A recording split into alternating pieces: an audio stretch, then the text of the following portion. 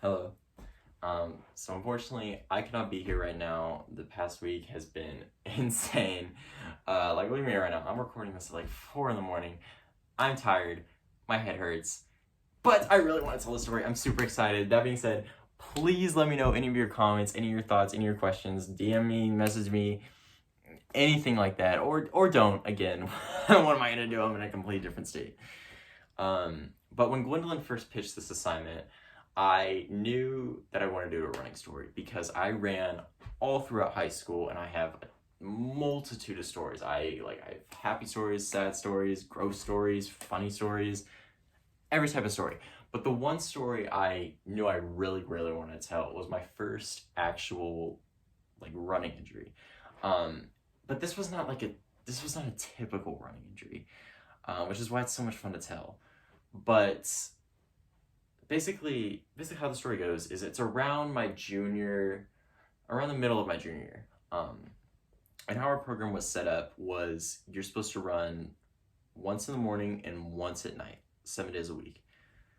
I was insane. I would go out and run at 11, 12, 1, the dead of night. Because, it was quiet, it was fun. But what I'd do is I'd start at my house, I'd run through my neighborhood, I would eventually get to a forest, and then I get to a pond. Now, this was a little pond in my neighborhood that was surrounded by this concrete walkway.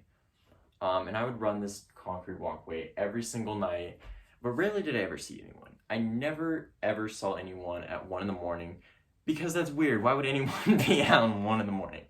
But there was this one night, and I'm running around this pond, and I noticed something towards the bridge at the side of this pond. I see this couple, and they're dressed in all black, both of them, and they have these two giant dogs, and they're walking. I'm like, okay, it's fine, a little sketchy.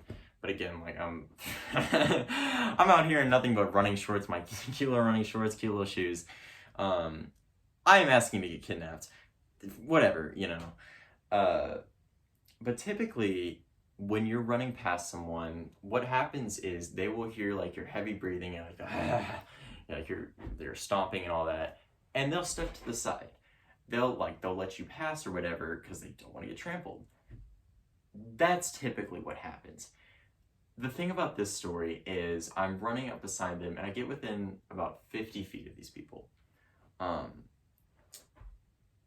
This is when they can hear me. This is when they could definitely hear me panning. They could definitely hear my footsteps, all of that. But they don't do anything. They continue to just keep their walking their dog, ignore, and I get closer and closer and closer. And eventually at one point I'm like, this is a little sketchy. I keep running, and eventually I catch them at this bridge. And this bridge is narrower than the already concrete pathway. And so I get there, these people are not gonna move, and I run past them. I'm running, and then I feel this pinch, like a bug jumped up and bit me, like a Forrest Gump. And I flinch, and I turn around, and it turns out the dog bit me. The dog, jolted around, gave me a little love tap. I didn't think much of it. I was obviously a little shaken. I was real at, and so I keep running. And I run for it. And the rest of the run, I'm thinking I just got bit by a dog. That is so funny.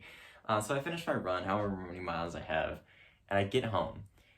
And I rush inside, and I rush to the living room, and I remember my dad was sitting on the couch. He's watching some hockey game or whatever.